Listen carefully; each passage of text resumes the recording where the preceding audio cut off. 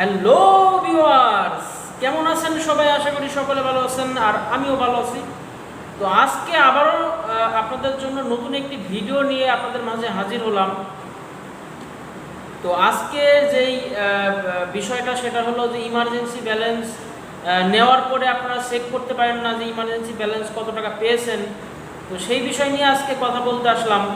কিভাবে এটা চেক করবেন যে ইমার্জেন্সি ব্যালেন্স নেওয়ার পরে কত ডায়াল করতে হবে, কত ডায়াল করে আমি দেখবো চেক করে যে আমার কত টাকা ধার দিয়েছে এবং কত টাকা এখন পাবে কোম্পানি। আমি টাকা ফ্লেক্সি করেই যাচ্ছি কিন্তু আমার টাকা পরিশোধ হচ্ছে না, তারপরে দেখা যাচ্ছে আমার ধার করা আছে।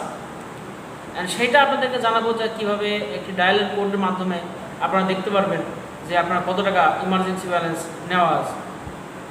তো প্রথমেই বলে রাখি, আপনার সিমটি যদি প্রিপেড সিম হয় সেক্ষেত্রে কিন্তু আপনি ইমার্জেন্সি ব্যালেন্স নিতে পারবেন। এছাড়াও কিন্তু আরেকটা বিষয় আছে, সেটা হলো ইমার্জেন্সি ব্যালেন্স এখন 10 টাকা থেকে 200 টাকা পর্যন্ত ইমার্জেন্সি ব্যালেন্স দেয়।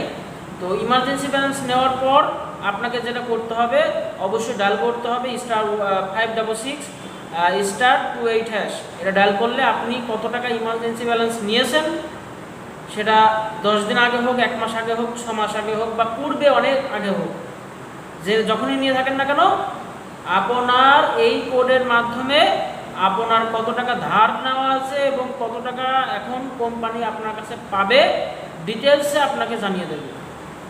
এরপরে আপনি সেই পরিমাণ রিচার্জ করবেন, করার পরেই কিন্তু আপনার ইমার্জেন্সি ব্যালেন্সটা ওটা পরিশোধ হয়ে যাবে। তো আজকের ভিডিওটা এই পর্যন্তই ছিল। আপনারা জানতে পারলেন যে একটা কোডের মাধ্যমে কিন্তু এটা করা সম্ভব।